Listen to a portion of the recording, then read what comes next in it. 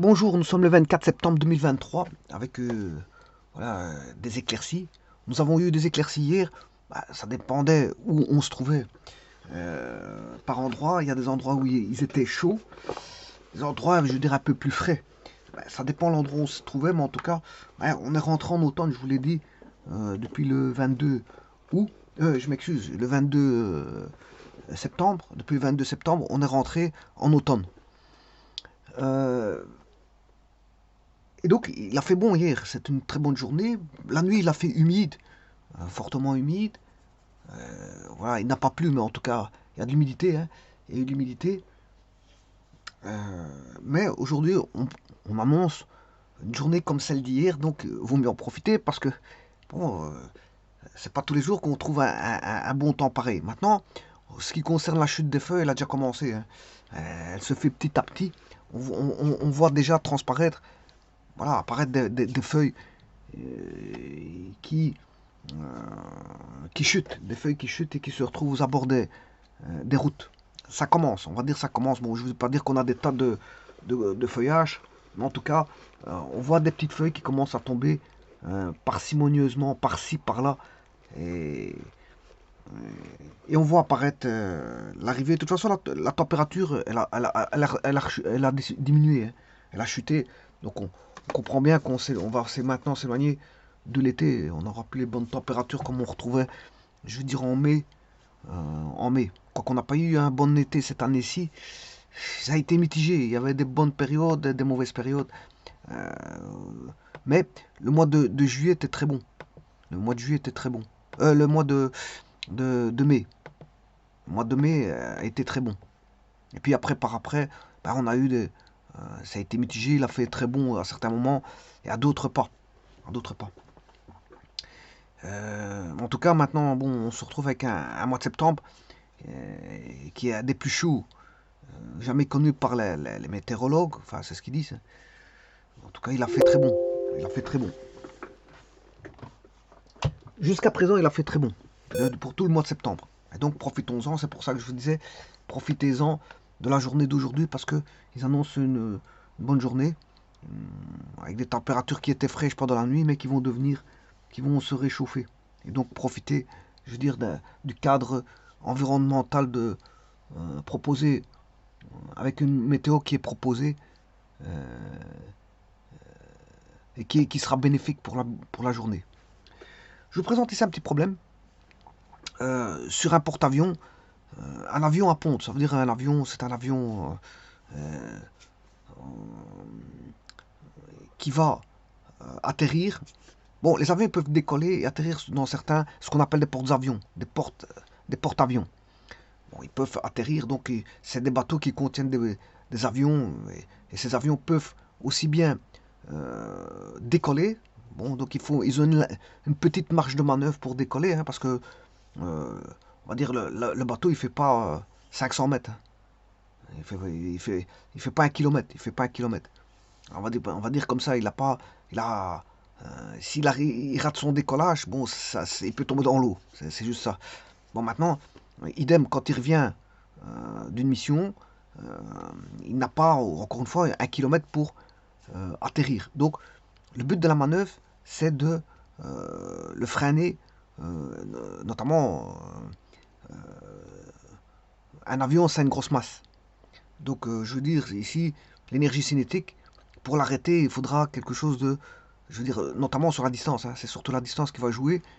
Parce que la distance, comme je l'ai dit, sur le porte-avions ne vaut pas un kilomètre. Donc, il n'a pas, je veux dire, de marge de manœuvre pour s'arrêter. Maintenant, pour l'arrêter, pour arrêter un véhicule, il y a différentes façons. Pour arrêter un véhicule, ben, soit on crée ce qu'on appelle des freins. C'est un freinage par frottement. On va créer des frottements. Donc, par exemple, il existe des freins à tambour, des freins à disque, avec des patins, etc. Bon, les freins à disque à patins, comme vous connaissez dans les vélos. Il y a des petits patins là, dans les voitures, les freins avant peuvent être des freins euh, avec un disque sur lequel vient se bloquer des patins de frein. Des patins de frein. Bon, qui s'usent à la longue, bien sûr. Les patins s'usent et c'est pour ça qu'il faut changer les freins. Les patins de frein, voire parfois les disques s'ils sont usés aussi. Alors donc il y a des freins à disque, des freins à tambour. Mais ce qu'il faut savoir, c'est que bon, le freinage par les freins, c'est une chose, mais ça ne suffit pas. Donc là, on crée un frottement, par exemple, d'un patin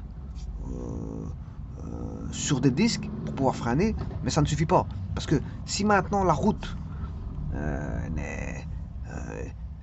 il y a du verglas, il y a de la pluie, la route n'est pas en bon état, etc., etc., bon, vous aurez compris que les freins c'est une chose, mais ça ne suffit pas. Donc, tout d'abord, il faut des bons freins. Et un véhicule à l'autre, bon, les coefficients de freinage, les coefficients voilà, de frottement d'un frein à l'autre ne sont pas les mêmes. Il y a des freins beaucoup plus, je veux dire, performants que d'autres. Ça, c'est bon. Il y a la qualité des freins aussi d'un véhicule à l'autre. Bon, il y en a qui vont décélérer avec une décélération de 4,5, d'autres 5, d'autres voire 6, etc. Bon, tout dépend, je veux dire, d'un véhicule à l'autre. Alors maintenant, comme je vous ai dit, attention, il y a aussi l'état de la route. L'état de la route fait que, je veux dire, on a beau freiner, mais maintenant, si vous tombez, si vous avez des pneus lisses qui n'évacuent pas correctement les eaux au travers des galets, parce que si vous avez des pneus lisses, vous n'avez pas changé vos pneus, donc ils sont usés, et donc vous vous retrouvez face à, je veux dire, à une pluie battante et d'énormes pluies qui couvrent une chaussée, voire une route ou une autoroute, ben, on peut avoir ce qu'on appelle l'aquaplaning, c'est-à-dire que voilà, il n'y a plus tellement d'adhérence du véhicule par rapport au sol. Et donc là, vous avez beau freiner, ça changera, je veux dire, pas grand-chose, parce que c'est comme si vous êtes pris avec des patins sur la glace.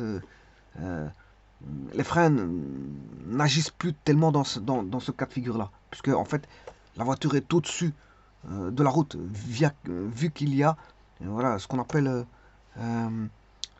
voilà, de l'eau, voire de la glace, voire du verglas, etc., etc. On n'est plus maître du jeu au travers des freins. On a beau freiner, ben, je veux dire, on va se retrouver en glissement sur la route. Donc, euh, les freins, c'est une chose, mais ça ne suffit pas. Donc, il faut, bien sûr, vous aurez compris, une bonne adhérence à la route, avec des bons pneus. Des bons pneus concourent au freinage. Alors, bien sûr, vous aurez compris que, bon, après, c'est tout un calcul cinématique. Plus la voiture est massique, donc si elle contient de la charge ou un camion, plus elle contient l'énergie cinétique, ben, faut pouvoir être capable de enfin, la voiture doit être, on va dire, équipée d'un système de freinage adéquat en fonction de la charge du véhicule. Hein. Ouais, je veux dire, parce que un freinage à vide n'est pas un freinage avec une voiture chargée. Voilà, donc faut faire attention à ça. Attention à ça. Donc là n'est pas la question, mais j'explique un petit peu, je veux dire, un petit peu comment se passe un petit peu les freinages et à quoi il faut faire attention quand on freine. Alors, bien sûr, un avion, on ne va pas le freiner avec des câbles. Hein. Parce que là, vous aurez compris que la décélération doit être beaucoup plus grande que ce que n'a un véhicule. Par exemple, si je prends un véhicule, pour l'arrêter, il faut 4,5 mètres par seconde carré. Voilà. Sur une certaine distance. Voilà, 4,5 mètres de décélération. Mais ici, bien sûr, vous aurez compris que ce sera une plus grande décélération qu'il faudra parce que le pont, comme je vous l'ai dit, le pont il n'est pas pour les avions, il fait pas 1 kilomètre, hein, donc la marge de manœuvre est très petite. Voilà. Et d'ailleurs, vous voyez ici que si l'avion doit s'arrêter sur une longueur de 150 mètres, donc là vous aurez compris que l'accélération va être quand même beaucoup plus grande que celle de. Alors pour décélérer, pour freiner à maison, donc j'appelle maison, voilà c'est un assemblage de quarks et d'antiquarks, voilà, pour freiner à maison. Là, c'est de l'ordre de 10 exposant 14 au niveau de la décélération. Hein. Mètres par seconde carré. C'est de l'ordre de. Voilà. Bon, pour freiner une voiture, c'est environ 4,5 mètres par seconde carré. Voilà, on peut freiner On peut freiner un train sur une longue distance à partir de 1 mètre par seconde carré. Ça dépend ce qu'on veut faire au niveau du freinage. Si c'est un freinage longue distance, courte distance, ben, il faut adapter la décélération. Voilà. Si on a une grosse marge de manœuvre, bon, on n'a pas besoin d'une grosse décélération. Hein. Bon, le tout, c'est si on a un freinage d'urgence, là, il faut une grande décélération. Alors, donc ici, on a bien un avion avec ses roues. Voilà, et on n'a qu'une marge de manœuvre. Alors, la décélération, c'est dès le moment où il va toucher le sol. Donc, l'avion va arriver ici. Voilà, une fois qu'il touche le sol, là, il a 150 mètres au niveau du sol. Voilà, donc ici, l'appontage, ici, d'après l'énoncé, il n'a que 150 mètres de distance. Donc, au-delà de ça, ben, soit il retombe, il va dépasser ici, il va soit redécoller. Alors là, il va faire ça. S'il n'arrive pas, ben, il remonte. Hein. Bon, le bâtiment il est de l'autre côté. Hein. Il n'est pas les bâtiments que j'ai mis là-bas. Les bâtiments ici que j'ai mis ici, ben, ça, ils sont un petit peu décalés. Hein.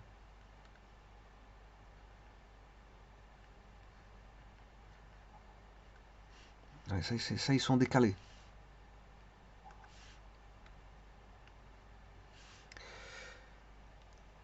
Voilà, donc il a 150 mètres le pilote. Quand je parle de il a, c'est non pas l'avion, mais le pilote de l'avion, parce que c'est lui qui fait la manœuvre. Celui qui fait la manœuvre, c'est le pilote de l'avion. Donc il a 150 mètres pour devoir s'arrêter. Alors, comment va-t-on l'arrêter? Mais à ce moment-là, on met des systèmes, bon, comme la décélération sera grande, je vais la calculer dans un petit instant. On aura une grande décélération, parce que c'est une grosse masse. Enfin, c'est pas une question de masse, hein, ici, c'est une question de distance. C'est une question de distance. Et il a 150 mètres pour l'arrêter. Sachant qu'il va 450. La vitesse est de 450 km par heure. Hein, quand il arrive au niveau du pont. Là, il arrive à 450 km par heure. Ça, c'est la vitesse de l'avion. Voilà, donc...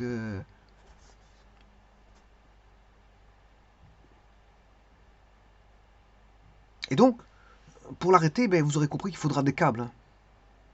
On va l'arrêter par un système de câbles. Donc vous aurez compris que ce n'est pas des freins à tambour ou des freins à disque, mais la décélération est imposée par des câbles d'arrêt. Donc on va mettre des câbles.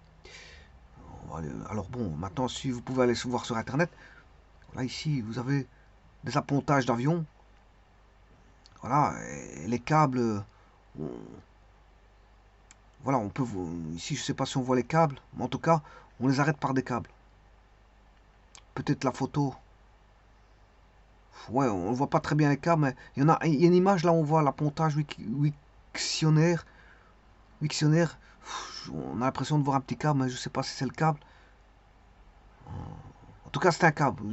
Si vous regardez les images de plus près, vous verrez probablement un câble qui est le câble d'arrêt. Et qui est un gros câble qui arrête comment on appelle ça, l'avion. Et lui permet de, je veux dire, de stationner librement dans le parking du bateau.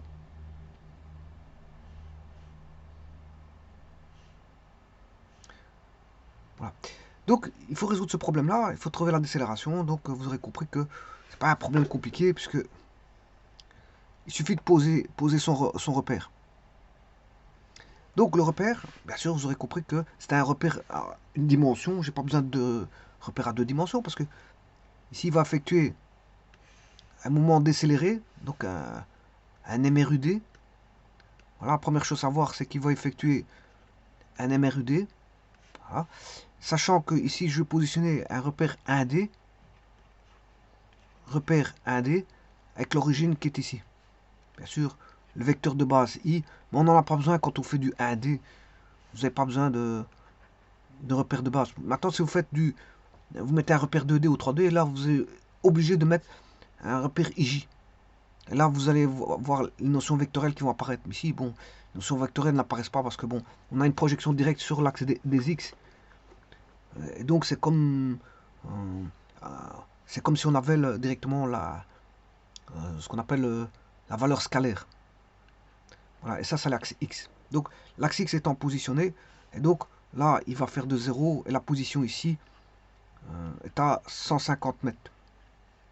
Et maintenant, il ne reste plus qu'à mettre les équations, sachant que la vitesse initiale de l'avion, bien sûr, la vitesse finale de l'avion égale 0. Hein. Le but, c'est de s'arrêter ici. Parce que s'il ne s'arrête pas, je vous dis, soit il remonte, ou il peut tomber aussi. Voilà, s'il ne s'arrête pas bien, et que l'avion est en défaillance technique, l'avion peut retomber dans l'eau. Mais ça, c'est beaucoup plus rare, parce que s'il il rate son appontage, ouais, il redécolle.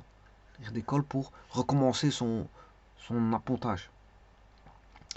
Eh bien, il suffit de pratiquer les lois du MRU-D, tout simplement.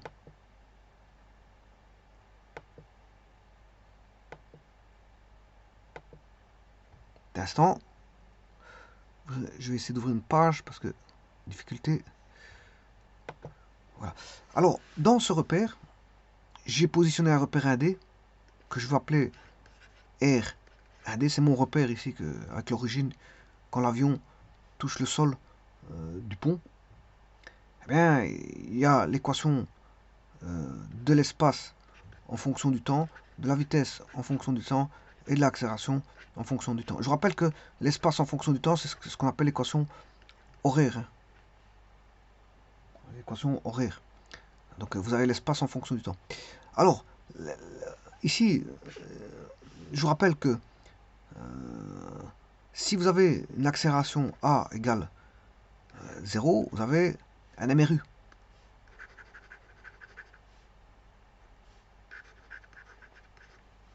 Si A égale constante différente de 0, ben, on a un MRU. Alors, si il est en accélération, hein, ouais, s'il est en décélération, c'est MRUD. Mais ici, si il est en accélération, c'est MRUA. Et maintenant, on peut avoir A qui est variable. On a une accélération variable. Alors, on a un mouvement rectiligne avec une accélération variable. On peut avoir ça. Donc, là, elle n'est plus constante, mais elle est fonction du temps. Là, on a un mouvement. On peut avoir un mouvement rectiligne. Il peut être rectiligne, hein, un mouvement, mais là, il n'est plus uniformément accéléré. Parce qu'on a une accélération variable. Parce que uniforme, ça veut dire constant. Uniforme, ça veut dire constant. Mouvement rectiligne, uniforme. Uniforme, c'est constant. Uniformément.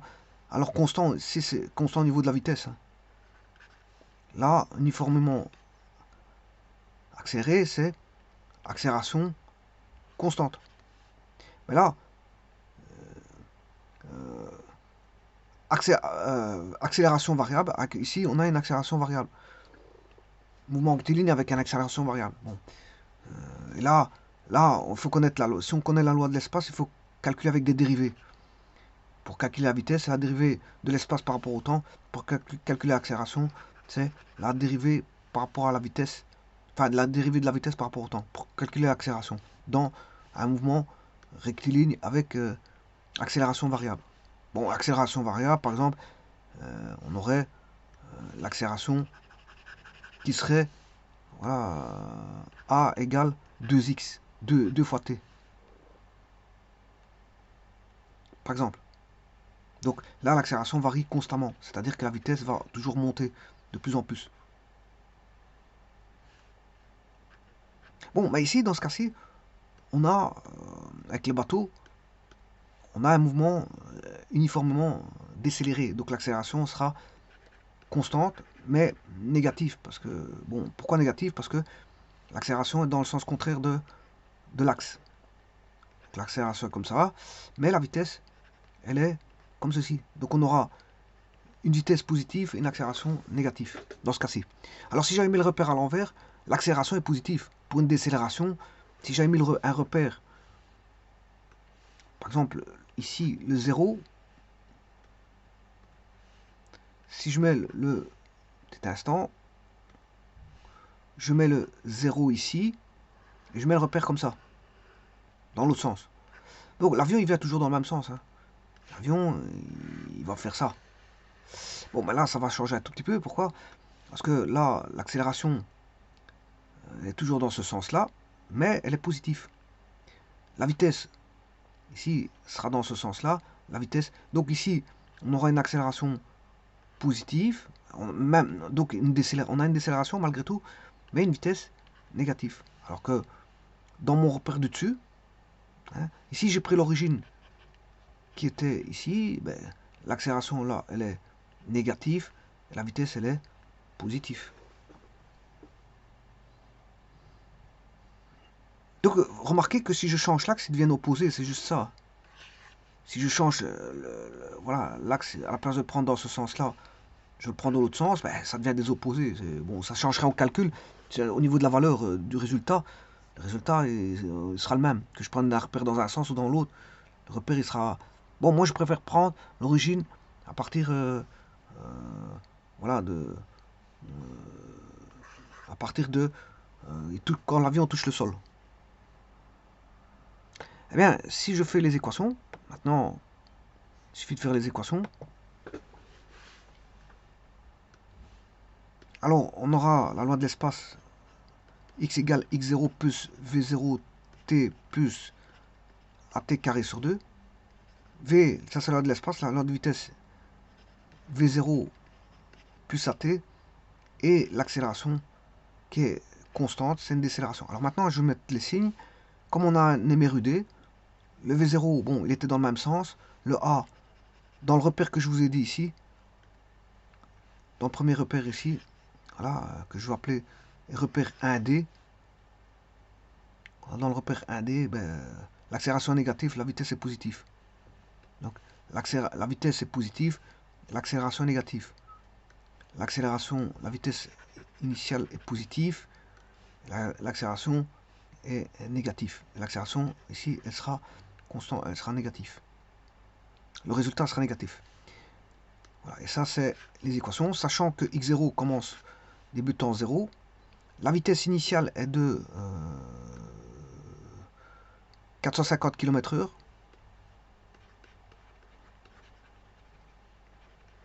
V0 de l'avion divisé par 3,6 pour avoir en mètres par seconde. Chose que je vais faire tout de suite. Pour autant que je trouve ma machine.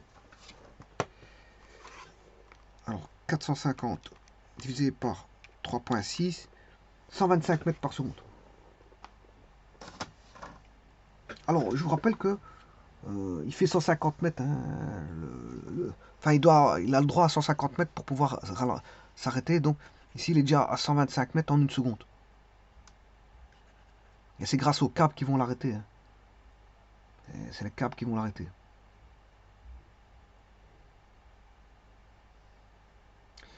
Voilà, donc là, on va transformer tout ça. Donc, ici, de ceci, avant de remplacer les valeurs, je vais calculer un petit peu. Alors, la vitesse finale de l'avion doit être 0 parce qu'il fait un freinage complet. Donc, on a 0 égale V0 moins AT, V0 égale AT.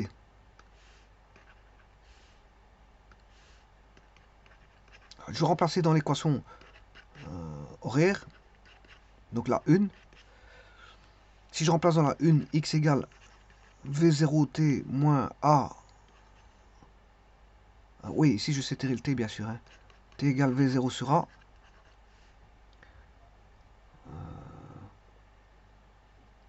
Donc je peux écrire le t, il vaut V0 sur A.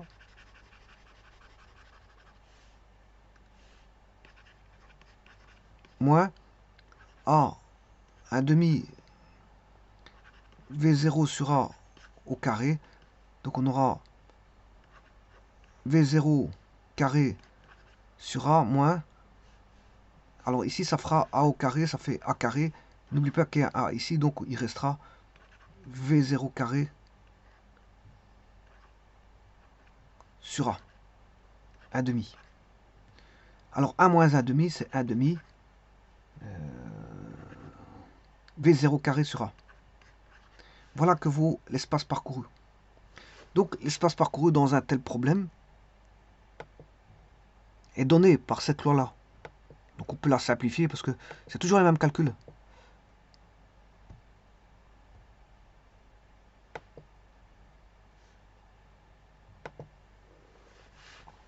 Donc, quand vous avez un tel problème, vous pouvez directement remettre x égale 1 demi v0 carré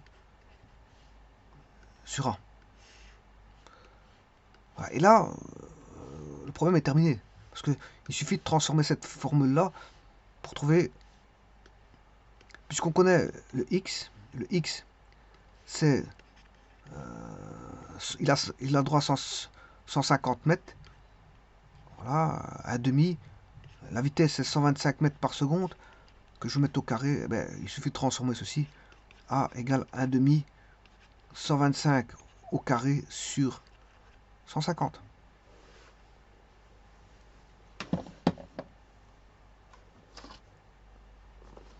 Donc je vais calculer bien sûr.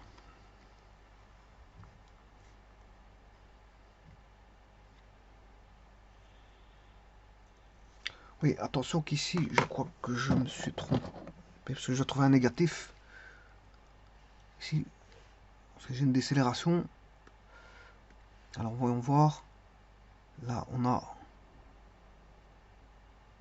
Oui, j'ai oublié 2. Ici, c'est 2. Si je mets au même dénominateur, on a 2 sur 2 ici. Donc c'est 2v0 moins 1.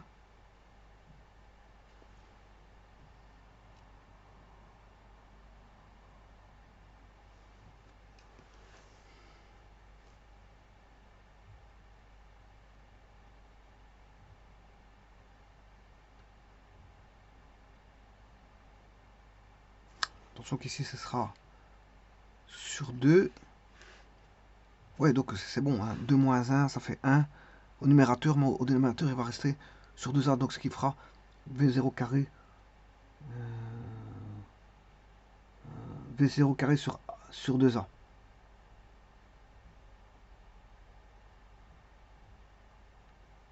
Voilà. Sachant que le A est négatif. Hein. Le A doit être négatif. Voilà. Et donc ici, si je calcule ça, il n'y a pas de problème. Mais je vais mettre un moins. Il doit être négatif parce que c'est une décélération. 125 au carré.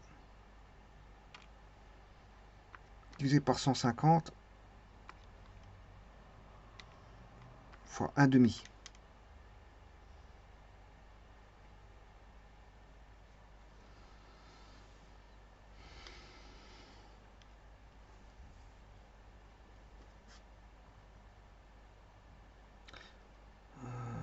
Bon, je recommence. 125 au carré.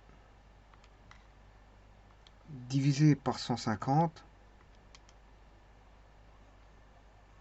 Divisé par 2.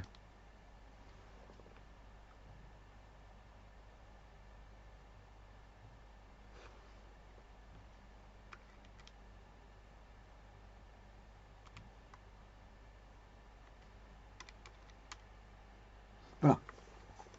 Ce qui fait 52 mètres par seconde au carré.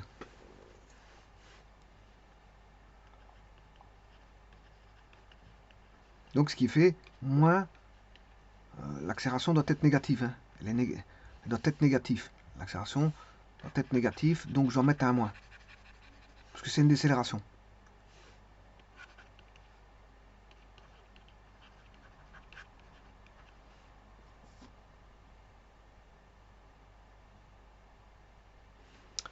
Alors, avant de terminer, ça c'est pour l'espace. Pour un problème comme ceci, ça c'est pour l'espace, mais je vais quand même mettre l'accélération. L'accélération c'est 1 demi. On aura toujours V0 carré, mais sur X cette fois-ci.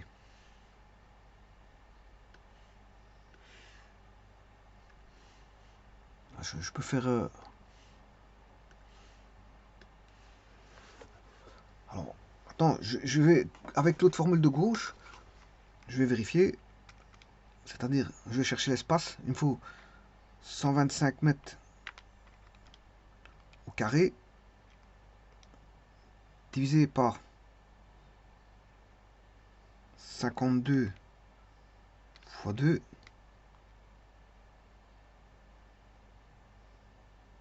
Ah, ici, il y a un petit problème.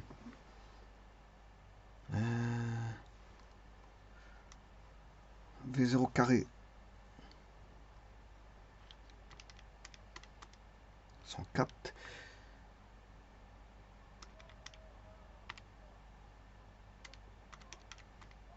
Et c'est ça, c'est bon. C'est juste, tout est bon. J'ai vérifié par rapport à l'autre, j'ai bien trouvé 150 mètres de distance.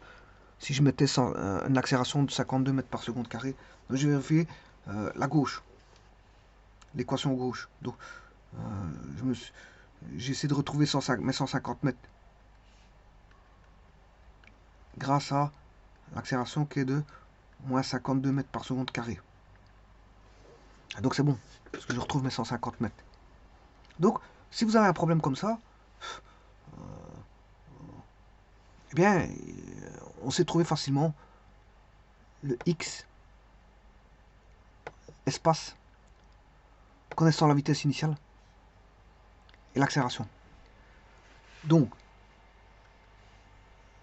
si vous connaissez, ça c'est une constante, demi c'est une constante. Si vous connaissez la vitesse, ben, il faut la mettre au carré. Ça dépend du carré de la vitesse. Donc ça dépend du carré de la vitesse sur, bien sûr, l'accélération. Donc connaissant la vitesse initiale et l'accélération, ben, vous faites le carré de la vitesse divisé par l'accélération, bien sûr, fois le coefficient de 1,5. Maintenant, l'accélération, ça sera pareil. C'est toujours dépendant du carré de la vitesse sur cette fois-ci l'espace. Maintenant, on peut trouver la vitesse avec ça. Hein. On peut trouver la vitesse initiale. Parce que si je vais chercher la vitesse initiale, c'est 2ax racine carrée. Voilà, si vous voulez chercher la vitesse initiale, si vous ne connaissez pas et que vous connaissez l'accélération et le x, en fait, racine carrée de 2ax. Et c'est toutes des équations intéressantes qui peuvent être utilisées telles quelles sans refaire les équations de départ. Parce qu'ici, voilà, si vous connaissez ça, ça peut vous aider. Alors, vous voyez qu'à aucun moment ici, le temps n'apparaît. Hein. Parce que justement, ces équations-là ne font pas référence à la notion temporelle. Elle est extraite, voilà, du traitement. Justement, le but de la manœuvre ici, c'est de ne pas faire apparaître le temps. Bien qu'il y ait un temps, bien sûr, le temps il s'écoule toujours, mais ici, la variable temporelle, ici, n'apparaît pas. C'est comme si, voilà, on l'avait omis. On avait omis la variable temporelle et on peut avoir l'espace en fonction de la vitesse initiale et l'accélération. Bien sûr, si on connaît la vitesse initiale et l'accélération, on peut trouver l'espace parcouru. On peut trouver l'accélération si on connaît la vitesse initiale et l'espace parcouru durant voilà, l'arrêt. Et on peut trouver la vitesse initiale connaissant l'accélération et l'espace parcouru. Et ça, à aucun moment, la notion de temporel ici ne transparaît, parce qu'elle est cachée, derrière. Bon, les équations ont été mises, on a manipulé les équations pour essayer de justement ne pas faire apparaître le temps. Ici, là,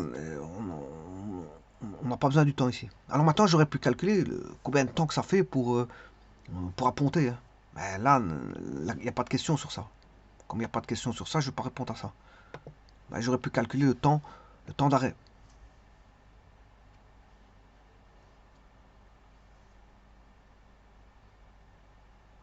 Alors, le temps d'arrêt, je peux le trouver, bien sûr, grâce à l'équation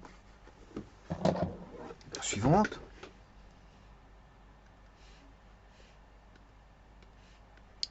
V final, hein, puisque c'est un arrêt, égale V0 moins AT. Alors bon, la décélération a été trouvée. La vitesse initiale, la vitesse finale vaut 0. Et là, on a V0 égale AT. Donc le T, si vous voulez le T, c'est V0 sur A. Donc là, elle n'est pas dépendante du carré, mais tout simplement, il dépend directement du V0. Alors qu'ici, les formules sont dépendantes du carré. Donc c'est mis au carré, donc ça agrandit la valeur. Là, elle est mise au carré, ça agrandit la valeur. Alors que là, c'est exposant 1. Donc ça, La valeur, on la prend telle quelle. On divise juste par l'accélération et on a le temps.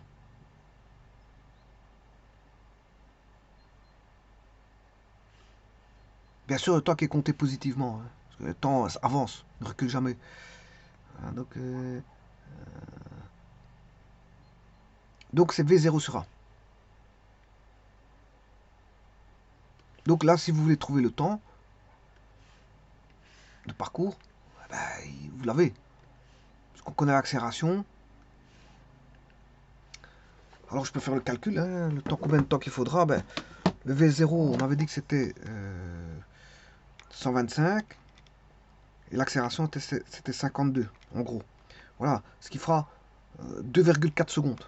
Environ 2,4 secondes.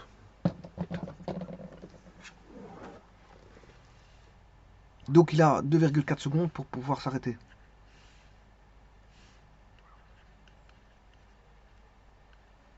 Bon, j'ai mis seconde à SEC, mais je peux mettre S.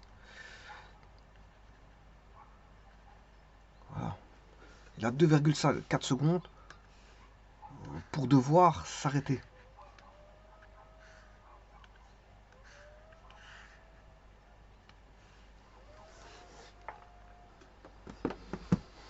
Je vous remercie.